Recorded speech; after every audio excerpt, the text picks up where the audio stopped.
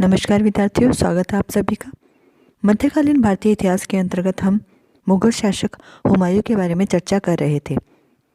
अब तक के वीडियोस में हम हुमायूं के प्रारंभिक जीवन, उसकी कठिनाइयों और शेरशाह सूरी के साथ उसके युद्धों के बारे में चर्चा कर चुके हैं।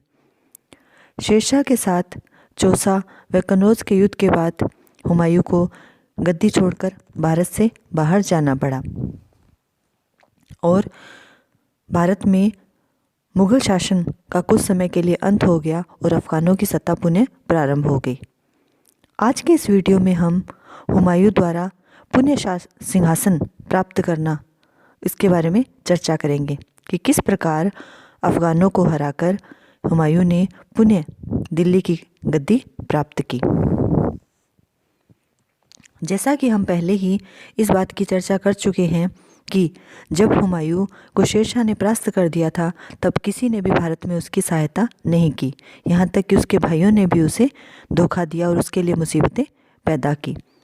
तब वह भागकर फारस चला गया और फारस के शासक शाह तमास का मेहमान बनकर वहाँ रहने लगा। फारस का शासक कट्टर शिया धर्म को मानने वाला था, अतः उसने हुमायूं को भी शिया धर्म स्वीकार करने को कहा।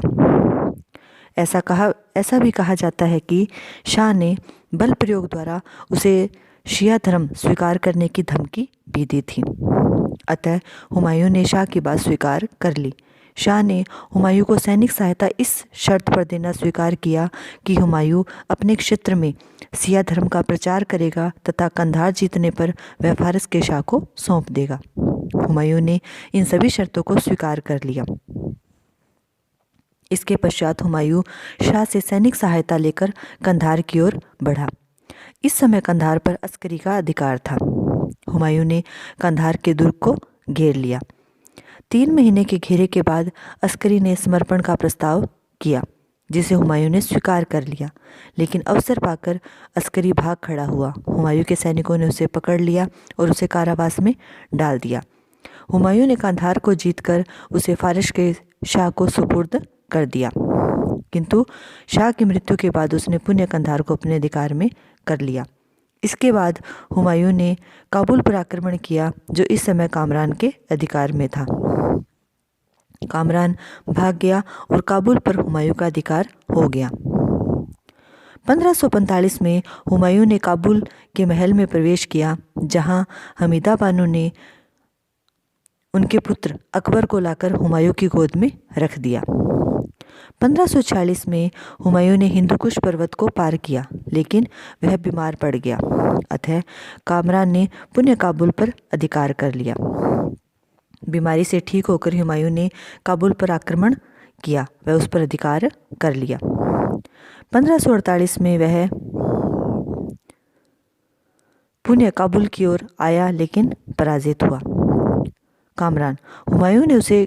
कामरान पुनः काबुल की ओर आया और हुमायूं ने उसे पराजित कर दिया। हुमायूं ने उसे क्षमा कर दिया, लेकिन 1539 में कामरान ने पुनः हुमायूं से विश्वासघात कर काबुल पर अधिकार कर लिया, लेकिन नवंबर 1551 को वह पुनः पराजित होकर भारत की ओर भागा।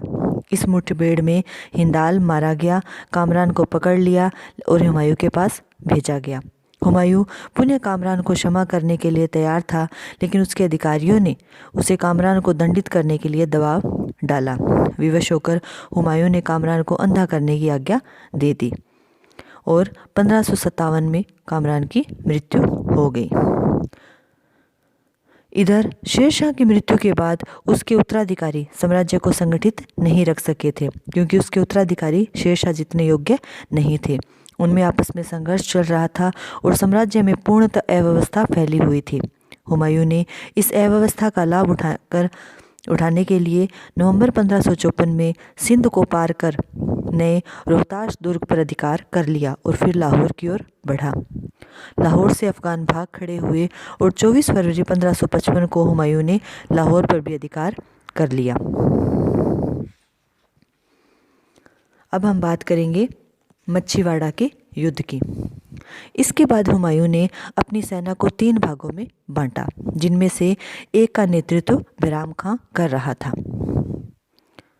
बैराम खां जालंधर, लुधियाना आदि को अधिकृत करता हुआ मच्छीवाड़ा नामक स्थान पर पहुंचा। इधर सिकंदर शाह अफगान ने तातार खां के नेतृत्व में एक सेना भेजी। मच्छीवाड़ा नामक स्थान पर मई 1555 को अफगानों और मुगलों के बीच में भीषण युद्ध हुआ। अफगानों ने भागकर पास के गांव में शरण ली, लेकिन उन्हें हार का सामना करना पड़ा और मुगलों के हाथ विजय लगी। इस विजय के बाद हुमायूं का समस्त पंजाब और हिसार फिरोजा के क्षेत्र पर अधिकार हो गया। इसके बाद बैराम खान सरहिंद की ओर आगे बढ़ा।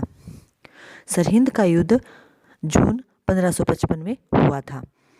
हुमायूं की विजयों से सिकंदर शाह घबरा गया, लेकिन फिर भी अपने साम्राज्य को बचाने के लिए उसने 80,000 की सेना लेकर दिल्ली से कूच किया और सरहिंद पहुंचा। 22 जून 1555 को सरहिंद में भीषण युद्ध हुआ। यद्यपि अफगानों की सैनिक संख्या मुगलों से बहुत ज़्यादा थी, लेकिन फिर भी वे हार गए। सिकंदर शाह भागकर पंजाब की पहाड़ियों में छिप गया।